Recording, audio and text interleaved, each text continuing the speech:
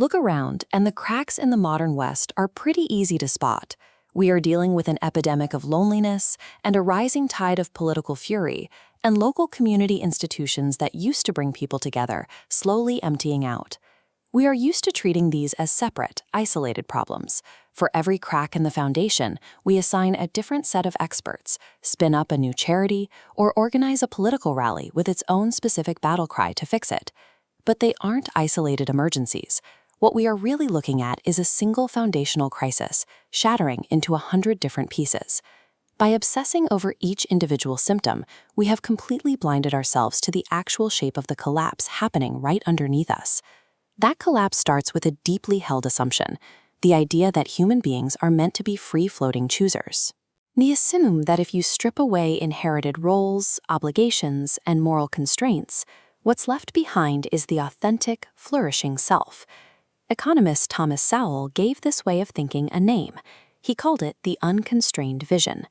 It views human nature as entirely perfectible and treats society as a flawed machine that can be engineered into perfection from the top down, as long as you put the right experts in charge. But when we test that theory against the evidence, the results go the other way. Dismantling boundaries that used to hold society together hasn't led to an open utopia of freedom. Instead, it has produced a culture dealing with profound disorientation and rising anxiety. We tend to view this demand for total liberation as a sign of progress or adulthood. In reality, it is an intellectual trap that flatters our ego while leaving us increasingly unmoored. To understand why, imagine two men on a dusty road. They decide to cut across a field, but hit a fence covered in warning signs. One of the men assumes the fence is just an arbitrary barrier.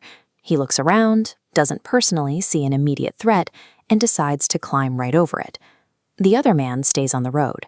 He assumes the fence is there for a reason, even if he can't see it yet. The man who climbed the fence walks out into the open, sunlit field, never looking left or right, and is immediately killed by an unseen bull. The writer G.K. Chesterton turned this into a rule about how we should treat societal structures. He argued you should never tear down a fence until you know exactly why someone went to the trouble of building it.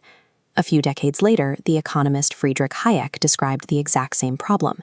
He called it the fatal conceit, the arrogant belief that a small committee of experts can somehow hold in their heads the vast decentralized knowledge scattered across millions of individual lives. Redesigning society from above without understanding its evolved purpose is the same move as the man at the fence. You've claimed a knowledge you cannot possibly hold, and you are blindly knocking out load-bearing walls. We can see the wreckage of those missing walls everywhere. When society knocked down its shared moral standards, human judgment didn't disappear. It just went feral. We built a culture of constant outrage that kept all the old religious persecution, but completely lost the capacity for forgiveness.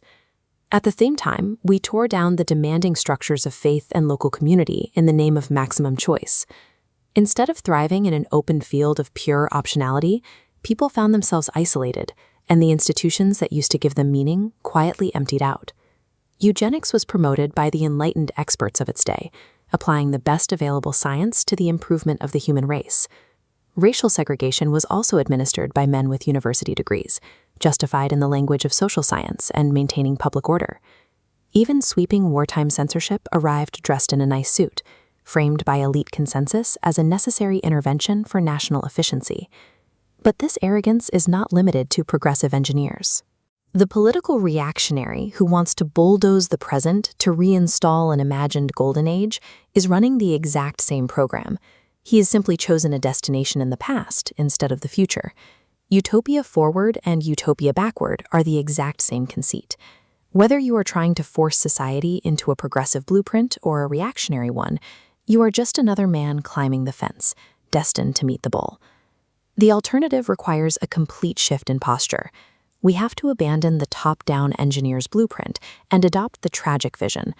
That means stepping away from the drafting table and taking on the role of a gardener, honoring the deeply evolved orders that sustain human life. The very first step is to stop the demolition. We need to stop paying for the wrecking ball. That means actively removing the tax structures, subsidies, and incentives that currently punish local, load-bearing institutions like single-income families and neighborhood parishes. Next, we have to push power down to the smallest possible scale. Decisions need to be made locally so that the people calling the shots actually bear the consequences of getting it wrong. Errors need to stay small, reversible, and painful enough to teach a lesson. You cannot legislate meaning into a human soul from a central office. All a society can really do is stop poisoning the ground, protect the soil, and give healthy human structures the space to grow organically. This brings us to a concept the statistician Nassim Taleb calls anti-fragility. The strongest systems aren't the ones we carefully engineer for a predicted future. The strongest systems are decentralized, time-tested, and actually gain strength when they are subjected to stress. Lasting shifts in a civilization spread from the bottom up, household by household, moving like leaven through dough. It is how the early church was able to outlive Rome rather than just out-argue it, by being something people actually wanted to belong to. So let go of the desperate need to engineer the entire field, honor the fences you didn't build, and get to work humbly tending to your own small patch of soil.